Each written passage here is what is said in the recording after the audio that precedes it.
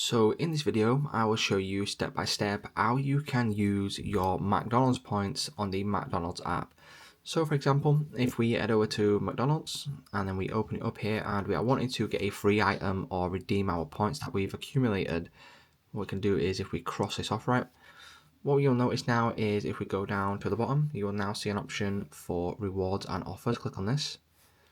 And then what we can now do is see the amount of rewards we've got at the top, and you will then see my rewards right here. So what we can do now is click on view all, and then you will then be able to scroll through this and see which ones you can redeem. So for example, if I want to get myself a regular Americano, for example, this would be 2,000 points. I would click on here, and then you can then go ahead and choose whether you want to pick it up, add it to a delivery or anything like that. And then once you go through this, that will then be redeemed for 2,000 points, and then the points will then be removed from the top right hand corner. And that's how simple it is to redeem your points and get free items on the McDonald's app.